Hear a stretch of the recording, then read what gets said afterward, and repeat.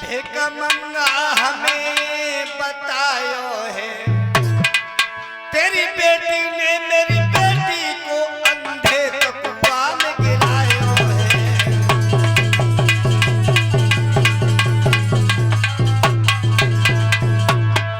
तेरी बेटी ने मेरी बेटी को अंधे कुआं में गिरायो है।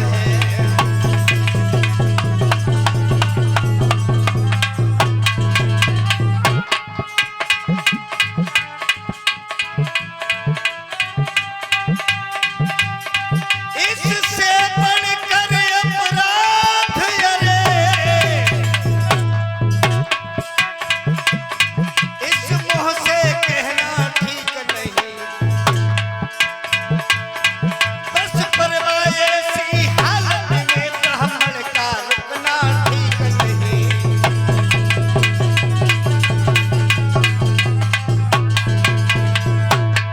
बस परवाह ऐसी हालत में ब्राह्मण का रुकना ठीक नहीं।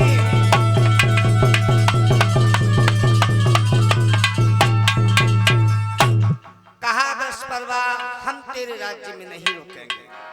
अगर रोकना चाहता है तो एक शर्त पर रुक सकते हैं। कहा गुरुदेव आप जो भी कहेंगे हम करने को तैयार हैं, आप मेरे राज्य में रुक जाए।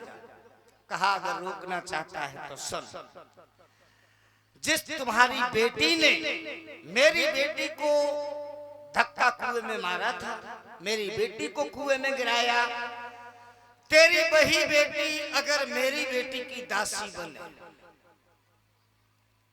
अगर तुम्हारी बेटी मेरी बेटी के साथ में दासी बन करके जाए तो मैं तेरे राज्य में रुक सकता हूं। और जा पहले पूछ के आ, बेटी तैयार है या नहीं। जब बृहस्पतिवा महल में जाते हैं, बेटी से जाकर के कहा क्यों रे, ब्राह्मण देवता की बेटी को कुएं में क्यों गिराया।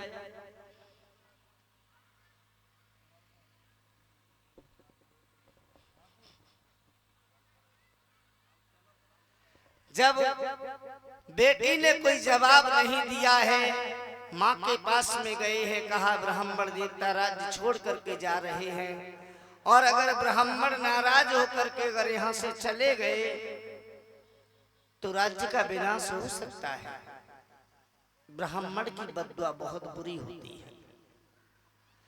कहने लगी है कि ब्राह्मण देवता की अगर इच्छा है तो हम बेटी को दासी बना करके अवश्य भेजेंगे। कहा गुरुदेव मेरी बेटी तुम्हारी बेटी की दासी बन करके जरूर जाएगी।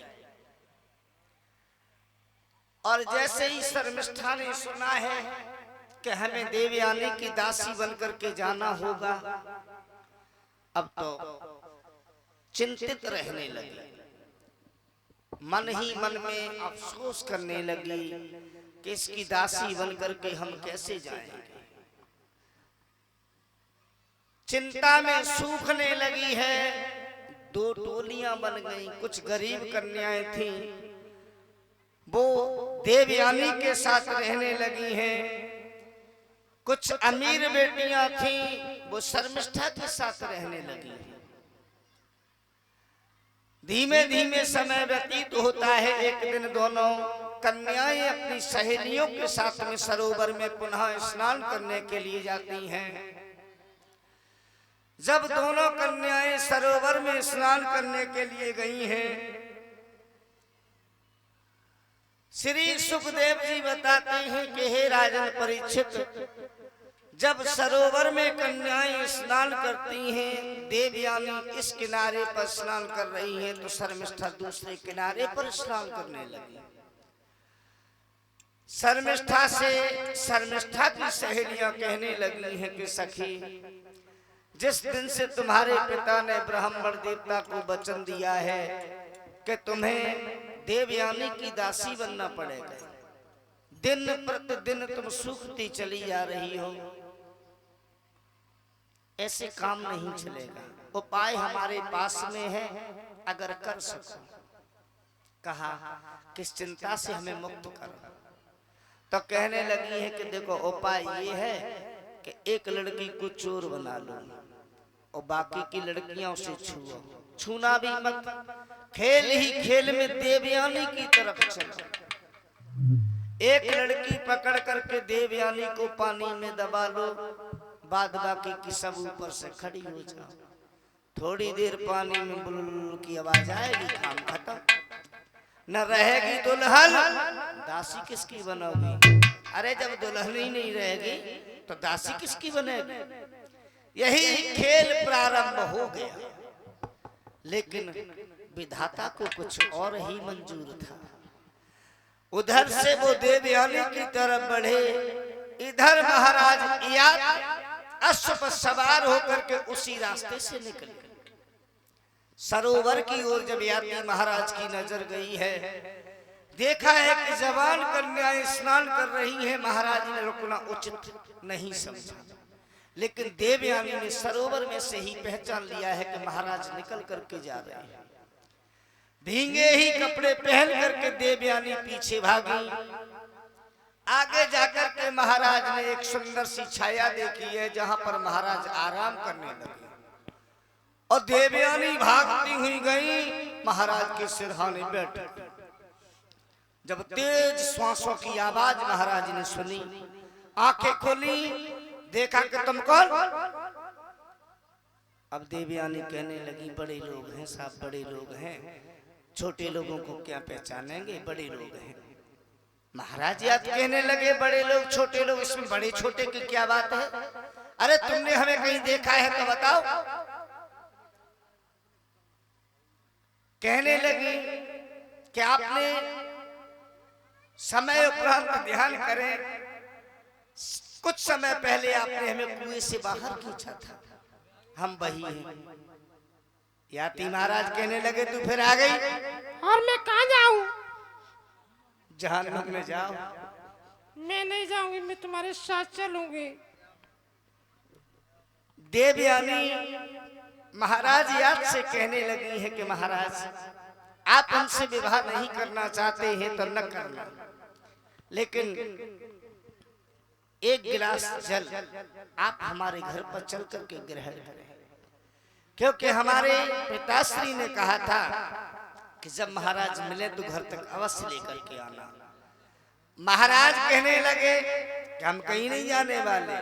देवयानी ने घोड़े की लगाम पकड़ी, आगे आगे चलने लगे। महाराज चाहते तो घोड़ा छीन सकते थे, जैसे पहले चले गए वैसे घर चले जाते, लेकिन लड़ुआ महाराज के पेट में भी फूल रहे। कब शादी हुई, महाराज भी पीछे पीछे चल दिए। और देवयानी जब घर पे पहुंची, शुक्राचार्य जी ने देखा, कहने लगे, ए देवयानी ये घोड़ा किसका है? कहा उन्हीं महाराज का है जिन्होंने हमें कुएं से निकाला था। शुक्राचार्य जी कहने लगे, खड़े खड़े मुंह क्या देख रही है? अरे घर में जा, महाराज के लिए जल लेकर के आ। देवयानी घर में जाती है, तब तक महाराज पहुंच जाते हैं। आसन प्रदान किया है शुक्राचार्य जी। महाराज याद से बड़े पर्दे में प्रश्न करते हैं। कहा, महाराज आपको हमारी बेटी का स्वभाव कैसा लगा? याती महाराज कहने लगे कि हाँ ठीक हैं, थोड़ी हटीली हैं, मानती हैं, लेकिन देर में मानती हैं, मान तो लेती हैं। शुक्राचार्य जी समझ गए कि महाराज को भी मेरी बेटी से प्रेम हो गया। घर में गए, देवयानी से पूछा, पुत्री तुम्हें महाराज का स्वभाव कैसा लगा? अब देवयानी चुनरिया झाड़ती जा रही, लोटा मांझती जा रही। हाँ ठीक है, ठीक है, मानते हैं, देर मानते हैं, मान तो लेते हैं, मान तो। महाराज समझ गए, शुक्राचार्य जी विद्वान थे, समझ गए हैं कि दोनों को प्रेम हो गया है। दरवाजे पर आए हैं, आकर के कहा कि महाराज हम गरीब ब्राह्मण हैं, धन मेरे पास में देने के लिए नहीं है, आपसे आपसे मेरी एक ही प्रार्थना है कि इस गरीब ब्राह्मण की बेटी को आप स्वीकार करें। महाराज कहने लगे हैं कि अगर आपकी ऐसी इच्छा है तो आप विवाह कर सकते हैं।